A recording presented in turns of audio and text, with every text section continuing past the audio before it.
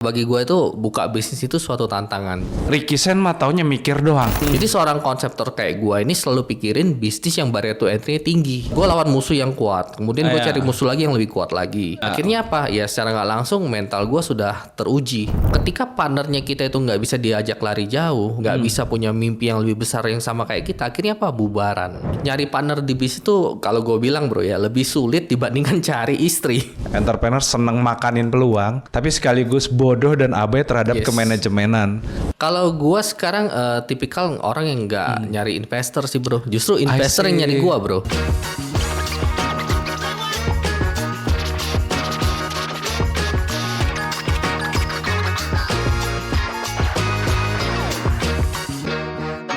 Oke, selamat datang kembali di Coolbiz, kuliah bisnis di Coolbiz. Belajar bisnis itu asik dan komprehensif karena kita percaya setiap orang itu ada ilmunya dan setiap orang itu ada bisnisnya. Kali ini kita kedatangan tamu istimewa, Bro Ricky Sen. Halo bro. Halo bro, founder dari Domo dan juga CEO dari Domo. Apa itu? Dokter Mobil. Domo itu dokter mobil dan hari ini kita akan berbincang banyak dengan beliau. Bro, ya, apa kabar? bro? Baik bro. Ini terakhir kita satu acara bareng ya. Betul. Satu acara. Ya, gua dikata-katain mulu nih sama dia, Pak dosen. Tapi teman-teman mesti tahu di hati aku beliau ini Pak Guru ini. Enggak. Ya, ini guru bisnis. Jadi ketika sesi terakhir sama Juanda itu, Bro, memang benar di hati gua tuh gua bilang, "Wah, gua pengen banget ketemu Bro Ricky nih." Gue pengen, ya karena gue peneliti, gue dosen, gue pengen belajar.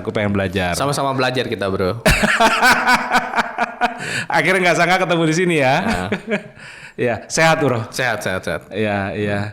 Jadi Gimana? lu suka banget dunia bisnis ya bro ya? Itulah yang aneh dari gua ya. Hobi gua tuh cuma bisnis bro. Oh gitu, Iya. gitu. Hobi Ya. banget lah gitu. Kenapa lu suka sama dunia bisnis bro? Karena bagi gue itu buka bisnis itu suatu tantangan. Jadi sebelum bisnisnya dibuka itu kan kita kan udah mikirin konsepnya. Oke. Setelah konsepnya udah kita pikirin, terus kemudian kita eksekusi itu kayak bikin jantung gue tuh berdegup kencang gitu loh bro. Iya. Dan setelah ini buka gimana? Bisa rame apa enggak gitu. Ya gue ingat obrolan terakhir kita ya di forum itu ya, di Yes. forumnya iCommunity Juanda itu. Betul. Ya. Iya lu seneng konsep ya. Betul, Gue ngerasa pas lu ceritain lu seneng konsep itu kayak laboratoriumnya lu, Betul. itu kayak ruang pertapaan lu gitu. Yes. Seberapa suka sih lu konsep? Maksud gue gini, kan bisa aja muncul tudingan, Ricky Sen mah taunya mikir doang. Iya. Tapi saya maksud gue di tengah entrepreneur yang taunya praktek doang, nggak perlu mikir praktek doang. Yes. Tapi lu tinker banget bro. Lu betul. tinker banget bro. Tell us about that bro. Jadi nggak semua orang tuh sebagai thinker bro. Jadi I beberapa see. orang kan sebagai eksekutor. Nah jadi kalau gue itu sebutnya itu sebagai konseptor sama scaler. I see. Kalau konseptor itu biasa dia pikirin konsepnya dulu, kemudian dari konsep itu dia coba implementasikan menjadi sebuah project bisnis. Dan ketika project ini berjalan, dia mesti pikirin tuh alurnya customer journey seperti apa, sampai dengan customer itu bisa repeat ulang ke bisnisnya dia. Dan setelah bisnisnya berjalan, dia juga bisa pikirin gimana caranya dia bisa bikin otomotif ekosistem seperti yang sekarang kita sedang lakukan I seperti itu. see. Jadi ekosistem ini penting banget supaya zaman sekarang kan bisnis itu kan banyak banget ya bro ya. Orang bisa buka bisnis itu dengan gampangnya. Karena barrier to entry-nya itu terlalu rendah. Jadi seorang konseptor kayak gua ini selalu pikirin bisnis yang barrier to entry-nya tinggi. Jadi orang lain nggak gampang masuk. Banyak sih yang gue mau respon dengan statement lu barusan ya. Yes. Tapi ini menarik banget. Lu beberapa kali sebut terminologi anak kampus tuh. Yes. Barrier to entry, Michael Porter tuh. Maksud gue, lu memang backgroundnya suka belajar di kampus? Enggak. Atau, nah makanya, kenapa lu udah jawab ya? Lu kagak terlalu suka. Udah gue halus-halusin nih. Tapi lu standing banget di dunia konseptor. Gue konseptor bro. Yes. Kenapa lu cuek memilih standing pada entrepreneur as a konseptor bro? Jadi menurut gua tuh beberapa teori itu belum tentu valid zaman sekarang. I see. Karena perubahan kan cepet banget kan. Iya. Kalau misalnya dulu pada waktu zaman gua kuliah dulu kan untuk ngambil jurusan programmer IT itu kan butuh 4 tahun, Bro. Sekarang dengan adanya AI ya itu Sorry, programmer. lu dari IT ya? Enggak, dari komputer akuntansi. Oke. Iya, Siap, jadi dengan adanya AI sekarang bisa dibilang ngapain lu kuliah 4 tahun capek-capek. Jadi zaman sekarang nih orang tuh perlu menyesuaikan. Kira-kira di bisnis itu peluangnya itu ada di mana. I see. Karena kalau misalnya dia nggak ikutin perkembangan zaman ya dia siap-siap aja ibaratnya ketinggalan dengan cepatnya gitu. Tapi sorry bro Ricky, maksud gue gini, kalau yang gue rasakan, lu berasa banget kayak bilang gue bukan anak kampus bro. Yes. Tapi lu standing banget, gue konseptor bro. Nah maksud gue walaupun tanda petik lu seakan-akan bukan anak kampus, Betul. tapi lu nyaman sebagai konseptor ini ya? Nyaman bro, nyaman banget. Kenapa bro? Itu pertanyaannya tuh, kenapa? Mungkin Bro Pinpin pernah denger ya. Jadi ada seorang pebisnis, dia buka satu bisnis tuh sukses. Tapi kemudian dia buka bisnis yang lain tuh gagal. Kemudian dia investasi ke tempat yang lain tuh gagal. Jadi karena gue sebagai konseptor, jadi dokter mobil ini kan gue bikin kan sekitar 10 tahun yang lalu Bro. Yeah. Tahun ini tahun yang 10 gitu. I see. Tapi seiring jalannya dokter mobil tuh gue banyak bisnis yang lain. Dan gue bikin itu kebanyakan tuh rate suksesnya itu di atas 90% sih. I see. Jadi I see. seorang konseptor kalau dia mau naikin levelnya dia perlu bikin bisnis yang lain di luar bisnis utamanya dia. Oh. Seperti itu.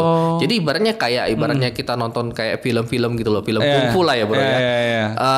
Gue lawan musuh yang kuat, kemudian gue cari musuh lagi yang lebih kuat lagi. Akhirnya apa? Ya secara nggak langsung mental gue sudah teruji. Ya. Teman-teman, Bro Ricky ini terasa banget sih memasteri dirinya ya. Maksudnya kayak dengar cerita barusan, bro gue bermain di berbagai sektor bisnis dan gue buktikan bisa success rate-nya 90% tuh. Jadi memang kalau ketika Bro Ricky ini megang bisnis itu cuman konteksnya aja sih.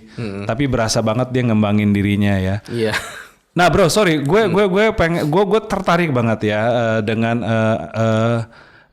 lu sebagai entrepreneur sekali di dalam baju konseptor. Maksud gue gini. Gimana bro? Kenapa kok akhirnya bisa punya keleluasaan sebagai pebisnis juga sebagai konseptor? Karena kan di problematika bisa aja misalnya dari sisi anak buah kan. Yes. Dia mah taunya mikir doang. Tapi gue yakin ya Domo dengan sebesar dan sebanyak ini lu tuh udah dikelilingin ekosistem yang bagus. Betul sehingga sekali. ruang lu untuk jadi konseptor tuh terbuka terbuka luas. Itu gimana lu akhirnya bisa memiliki ruang yang luas untuk sebagai konseptor ini? Di awal-awal bisnis itu kan kita kan mesti fokus dulu ngumpulin modal. I Nah, see. setelah modal itu ada kan kita berani nggak bayar orang bro. Karena misalnya kita kalau misalnya nggak berani bayar orang, yang ada kita hire orang-orang yang levelnya rendah terus I gitu loh. see, I Akhirnya see. apa? Kita lama-lama terjebak di dalam bisnisnya kita. Itu yang terjadi pada bisnis kayak orang tua gua zaman dulu ya. Dia beraninya hire orang-orang yang levelnya bawah, yang salary-nya murah. Akibatnya apa? Sampai tua dia ngurusin bisnisnya. Nah, setelah kita udah mencari uang, kita punya uang. Jadi gimana cara kita mencari orang yang bisa handle kita punya bisnis? I see. Betul kan? I Nah see. setelah dia handle kita punya bisnis, kita ukur dulu bro, dalam waktu 6 bulan, 1 tahun, bisnis kita gimana, berkembang apa enggak. Nah kebanyakan orang di luar sana itu terlalu terburu-buru. Oke. Ketika bisnisnya udah berkembang, yang dia lakukan dia hire orang, kemudian orang tuh dipercayakan pegang bisnisnya dia, tapi ternyata orang itu nggak punya soul di bisnisnya. Akibatnya see. apa? Bisnisnya drop, bahkan hancur gitu loh. Nah, kalau gua nggak seperti itu bro. Jadi 6 bulan sampai 1 tahun itu gua pantau dulu orangnya, progresnya gimana, inisiatifnya gimana gitu loh. Sampai akhirnya, ini orang cocok gitu pegang bisnis. Kalau nggak cocok ya gimana ya sudah cari lagi orang yang lain. Nah, seorang entrepreneur itu kayak bisa dibilang ada siklusnya. I see. Siklusnya itu ketika dia menemukan orang yang tepat, maka bisnisnya pun akan melejit. Iya. Makanya ini kata kuncinya muncul terus. Yes. Lu pro SDM banget berarti dong.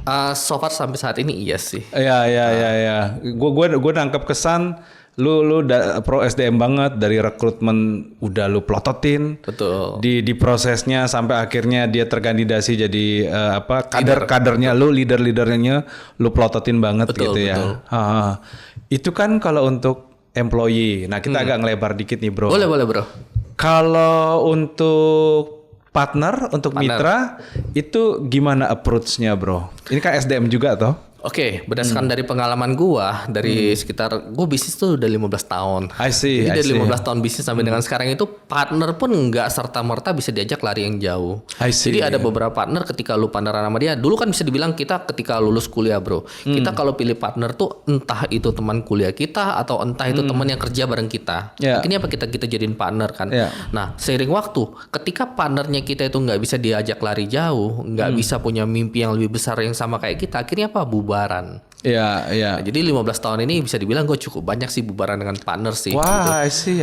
Dan bisa dibilang bubaran itu kan bukan dalam konotasi yang negatif ya bro ya. Bisa Yeah. jadi dalam hal yang konotasi yang positif. Yeah. Ketika bubaran tuh kan kita kan mesti lihat ke dalam kita. Kenapa kita bubar gitu loh. Yeah. Dan kalau misalnya kita udah tahu faktor why-nya, artinya apa? Kita bisa belajar lagi improve-nya di mana. Iya. Nah kalau untuk partner sih bisa dibilang sih nyari partner di bisnis itu kalau gue bilang bro ya lebih sulit dibandingkan cari istri. Iya. Karena bener-bener selektif banget gitu loh. Kalau gue nangkapnya gini, justru termasuk requirement utamanya yang paling penting adalah partner yang memang ngasih ruang buat lu sebagai konseptor. Betul. Jadi Kan bisa aja lu ketemu partner, enak aja lu gue yang capek lu kagak. nah, sebenarnya konseptor capek banget bro. Makanya, tapi kan Capek sedikit banget. orang yang tahu itu kan. Yes, lu kan juga konseptor kan. Iya. Gue yakin lah malam-malam otak lu akan mikir Betul. dan bisa dibilang lu akan coret-coret dan lu akan cari Betul, solusi betul. gitu loh.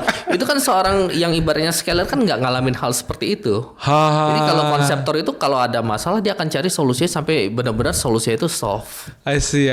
Nah, jadi kalau misalnya gua sekarang ya cari partner ya kebetulan kan gua cari partnernya lebih sukanya cari yang scaler bro, karena gua konseptornya udah cukup tinggi levelnya gitu. Jadi gue cari di mana partner itu yang scaler yang nggak cuma punya mimpi yang kecil gitu. I see. Jadi kalau misalnya gue partneran sama dia, kalau dia mimpinya cuma punya omset 1M sebulan cukup, bagi gue nggak cukup gitu loh. Jadi gue paling nggak punya orang yang punya scaler yang jam terbangnya juga tinggi bro. Iya. gitu. Oke, lu udah beberapa kali sebut tuh dimensi konseptor dan scaler. Betul. Itu apaan sih bro? Konseptor itu ruang kerjanya apa aja? Scaler itu ruang kerja atau arah kerjanya apa aja? Jadi konseptor itu dia mikirin kita mau bisnis apa, nanti bisnisnya itu seperti apa, segmented customernya itu seperti apa, sampai benar-benar dia bikin bisnisnya menjadi valid gitu loh. Oke. Nah ketika bisnisnya udah valid kan artinya udah mulai running ya bro ya. Nah gimana bisnisnya itu bisa achieve 100 juta pertama dalam waktu 1 bulan gitu loh. Oke. Nah dari 100 juta itu kan kita akan kembangin lagi kan. Dari 100 juta itu kan artinya apa? Bisnis modelnya udah oke. Selanjutnya gimana caranya dia memaksimalkan profitnya. Sampai ke 300 juta, 500 juta. Nah, ketika udah ke 300 juta, 500 juta, artinya apa? Bisnis modelnya udah proven kan? Iya. Nah, selanjutnya tinggal dilempar ke scaler. Iya. Jadi scaler itu tugasnya ibaratnya kayak estafet gitu, bro. Nah, dia terima tongkat estafetnya, kemudian dia tambah cabang, bro. Dari cabang 1, kedua, ketiga, keempat, kelima gitu. Iya, Nah, iya. scaler ini lebih banyak tuh ngurusin hal-hal yang berhubungan dengan SOP, I see. KPI, training dan lain-lain gitu. Wow. Ini menarik banget sih teman-teman ya. Dari Bro Rickison yang entrepreneur banget, itu perhatiin deh kalimat beliau sebelumnya, keluar banget terminologi yang manajerial banget. Nah itu yang sering kali jadi kelemahan teman-teman entrepreneur ya. Entrepreneur seneng makanin peluang, tapi sekaligus bodoh dan abai terhadap kemanajemenan. Nah Bro Ricky ini di mata gue berkali-kali gue lihat dia entrepreneur banget lah. Tapi seru nih, entrepreneur yang nyentuh manajemen banget tuh, rekrutmen, training, SOP, KPI. Ini actually great insight banget sih bro. Yes. Nah bro, gue ada 2 pertanyaan lagi nih bro. Yes, Pertama, sebagai konseptor ya bro. Kalau gue nangkap gini, lu sebagai konseptor itu kan merupakan ruang pertapaan, ruang kontemplasi yang asik banget gitu. Nah, kalau gue pengen bertanya sama lu apa adanya, setelah dari ruang pertapaan lu itu, gairah utama lu kemana bro? Ke mempraktekkan itu bisnis, mengoperasionalkan bisnis lu, atau lu ngegas ke investor? Kalau gua sekarang tipikal orang yang nggak nyari investor sih bro, justru investor yang nyari gua bro. I see. Iya. I see. Kenapa ibaratnya? Jadi kalau misalnya kita fokus goalnya kita bikin bisnis, cari investor, ujungnya investor tuh udah defend duluan gitu loh. Kenapa? Lu bisnis model lu belum proven. Ngapain lu cari gua gitu loh?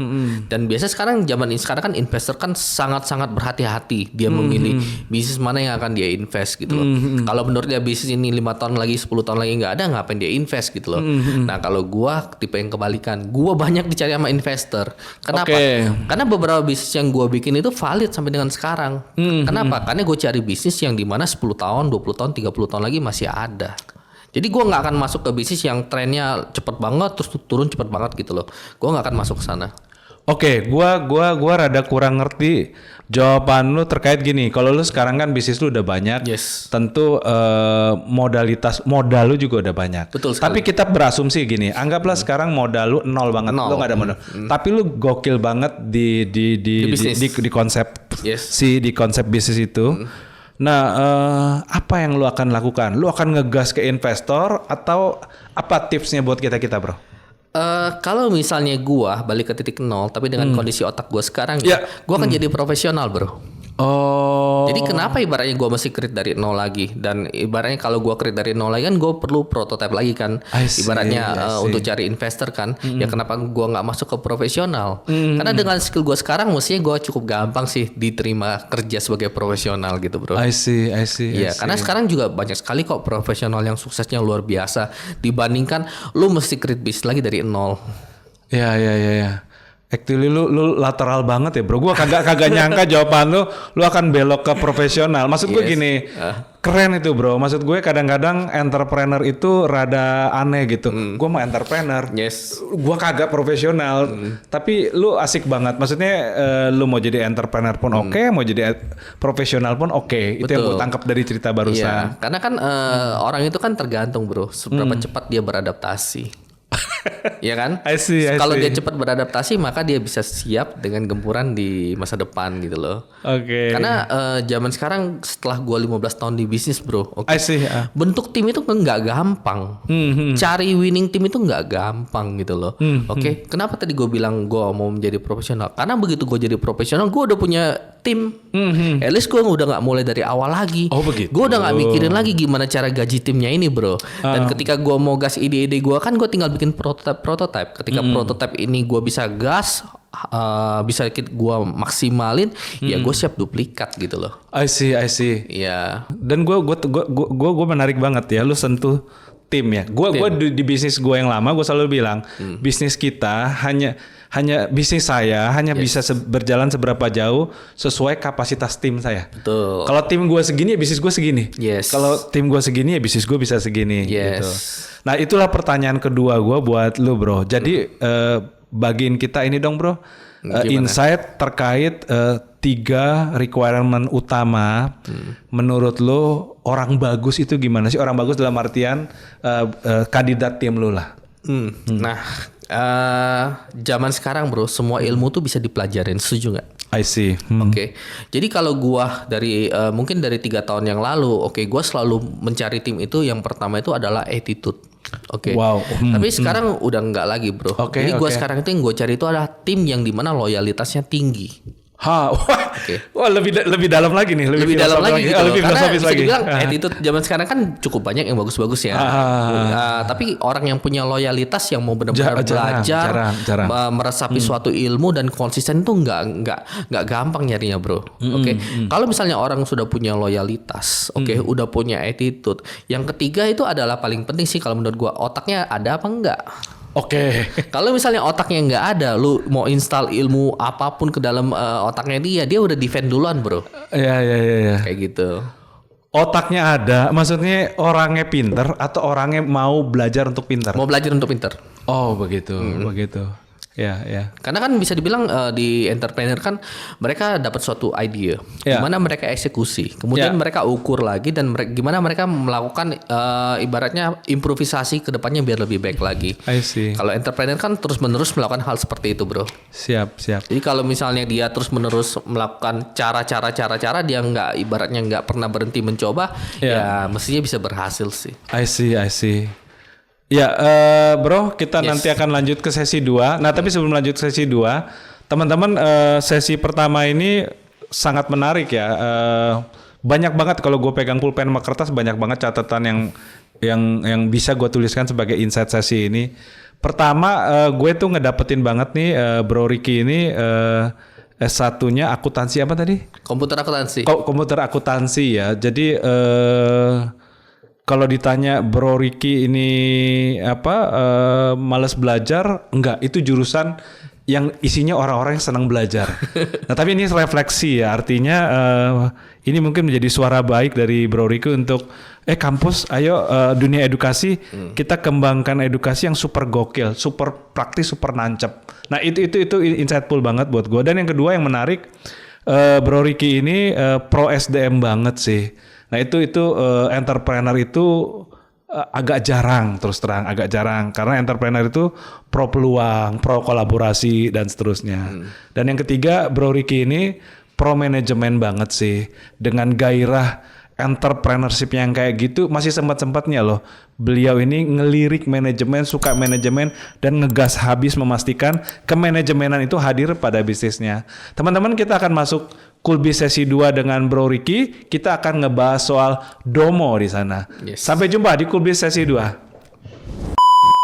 Jadi dokter mobil itu spesialis engine sama AC. Pada waktu itu gue mikir kan gimana caranya kita bisa bikin bisnis yang bisa mendisrupsi bengkel yang lain gitu. Dari awal gue bikin namanya rumah sakit mobil dan semua ini masuk ke dalam sana. Artinya apa? Customer bingung. Ini rumah sakit mobil spesialisasinya di mana gitu loh. Oh begitu. Iya, jadi satu brand, satu positioning gitu.